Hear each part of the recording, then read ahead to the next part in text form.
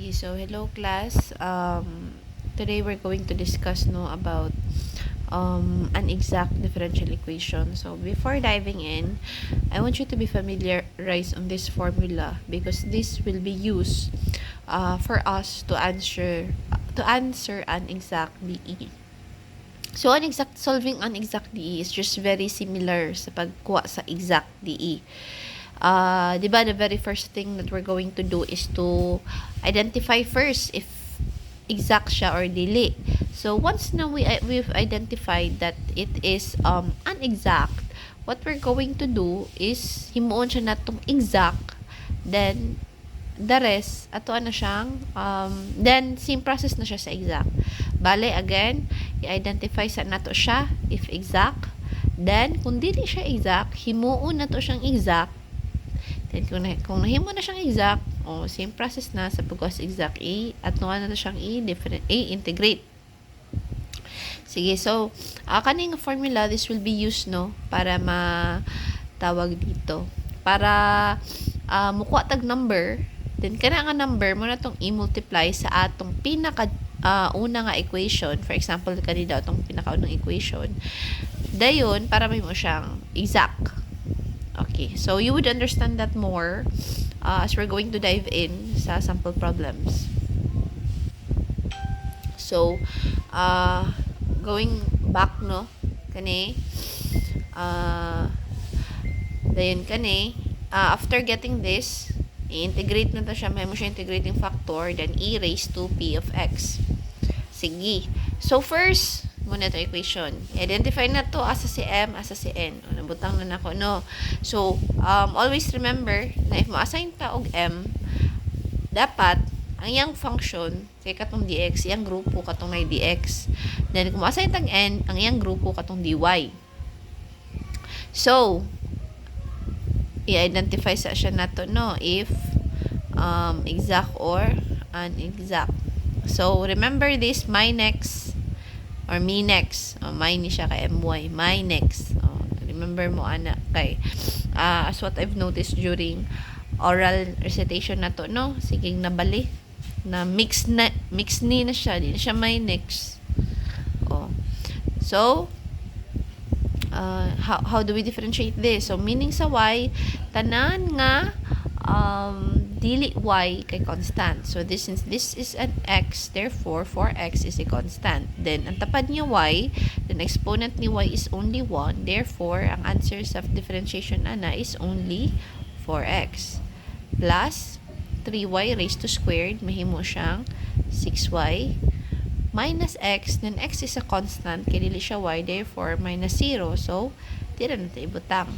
Next is equal to, before answering this, para dito maglisod, ato sa siyang i-simplify. How? By multiplying it, i-distribute na to si x. Paana? So, x squared plus 2xy. So, differentiation of this, mahimong, meaning, and x tanan nga dili x kay constant. So, kani is 2x, so, differentiate nani, plus, since x yung exponent is only 1, therefore, ang atuang ko ani is 2y. So, this one kay unsa man? Dili siya pareha. Therefore, at gamiton is unexact. Okay. So, after getting this, kuha na to ni ato na ning gamiton para makuha na si p of x.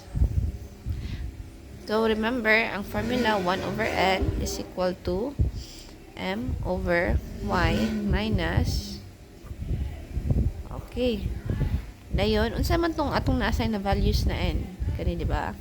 So, ito sulat 1 over x times x plus 2y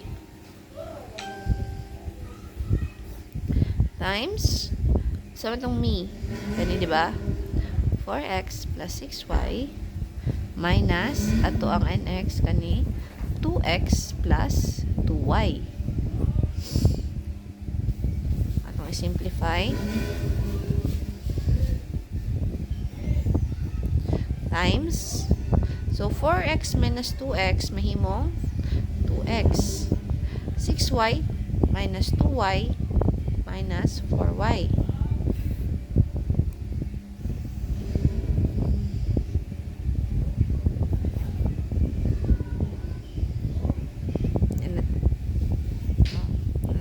equation.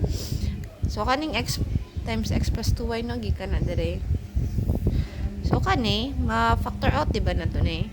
2x minus 4 na siya common, which is 2. So, pagawas na to is 2, mahimong x minus, minus ba? Dili minus, kay plus di ay. Kaya nga naman, 6y minus 2y, mas dako man si 6 kaysa sin ni 2. Therefore, plus ni. Nalipat ko. So, x plus 2y. Ano 2y? Kay 2 times 2, 4. Para ni. Over x times x plus 2y. So, pwede na ni makancel. Therefore, ato ang p of x is ilaman? 2x. Sige, nanatay p of x. So, since atong p of x, p of x kay 2 over x, to get the integrating factor, we will raise that sa e.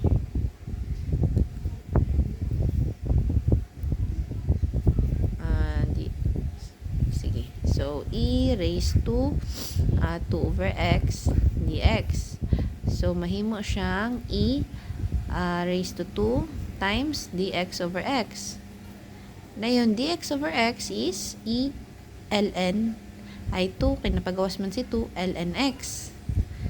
Na yun, remember that kanang constant no na mapagawas sa, for example, 3 ln x, kanang constant na matapad sa ln, pwede na nato na siya ma-exponent diri para mahimo siyang ln cube o parehara na siya. Therefore, kani mahimong e ln x squared. So, if to those who are confused, yun sa pagkuha, rules ni siya sa logarithmic ug sa Euler's number. So, sa Euler's number, if e na-raise siya sa ln, pwede ni ma-cancel. So, atong reason nung gipagawa si 2 gi-exponent nato para ma-cancel nato ni. The meaning, ang masubra na lang is x squared. So, ato ang integrating factor kay x squared.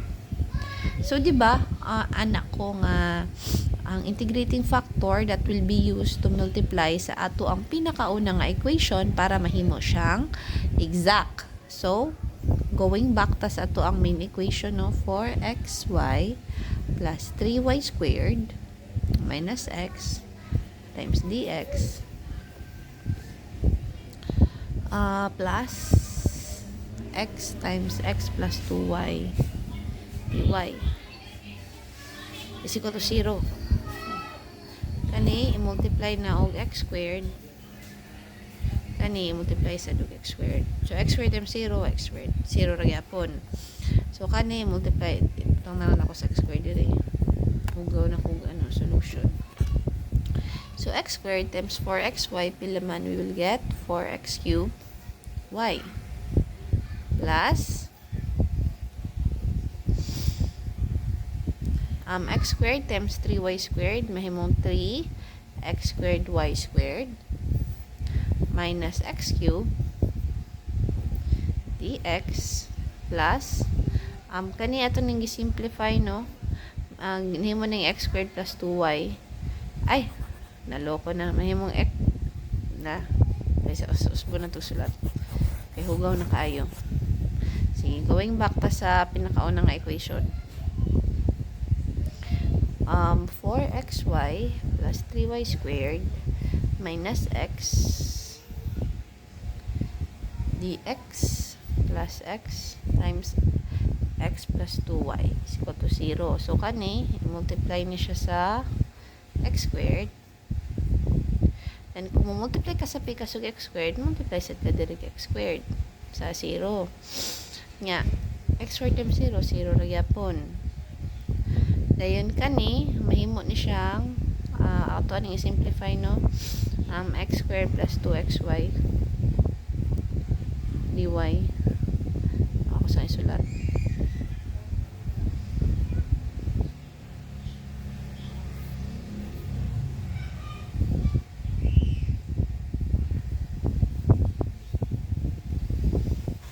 Sige, naka x squared to. Then, afterwards, atuon na siyang i-multiply. Distribute na to sa x squared. Padulong ana, padulong are. Sige ha. So, x squared times 4xy, we would get 4x cubed. Muhanap gid akong phone, no? May 4x cubed y plus 3x squared y squared minus x cubed dx plus x squared times x squared, x raised to the 4 plus 2x cubed y dy is equal to x squared times 0 is 0. So now we're going to try checking if it exact na ba siya. Sige. My next. So, sa man eh, mahimo ning, so tanan nga y ma-constant, so 4x cubed gihapon plus 2x ay dara di ay kani tanan nga dili y constant, so mahimo ning 3x squared gihapon dayon times 2y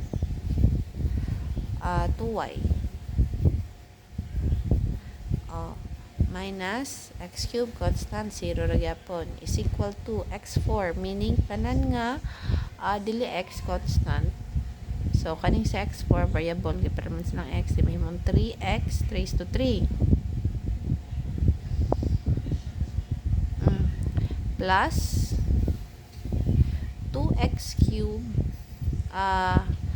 si y mahimo siyang constant, so naa na si y times 2x cubed, we would get ay bobo dili ni kaya pala natingala ko nganong gitring na butang, sorry bring down ni siya ha 4 di ay, that's why bring down 4, then 4 minus 1 3, sorry sige. So we get 2x cubed y, then after ana nakuha na to ipagawas na si y, then 2x cubed bring down 3 mahimong 6x squared is equal to 0 dayon. So nanatay 4x cubed plus 3 times 2 6x squared y is equal to 4x cubed plus 6x squared y. So kani is already exact values, therefore since exact na siya, pwede na tamo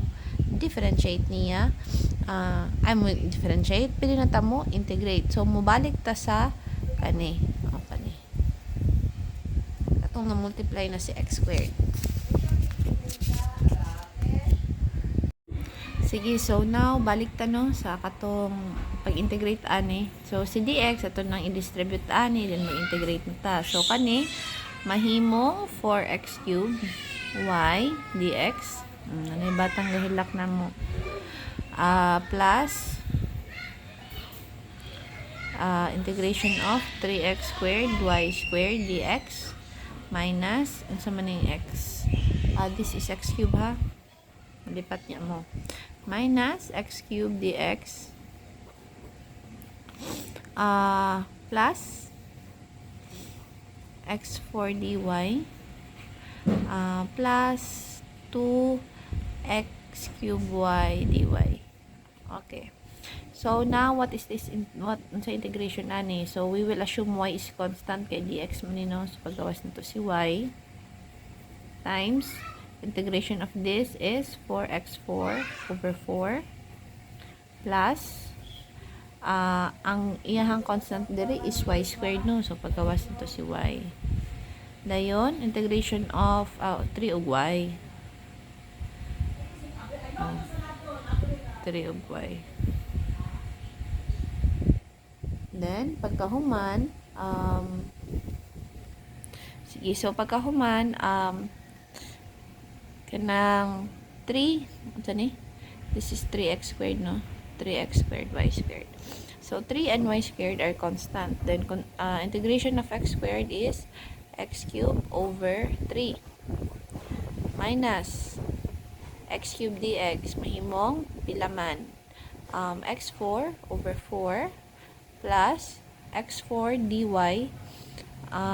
Since naka-dy to, so x4 is constant. Therefore, x4, gawas na to, then integration of dy alone is y.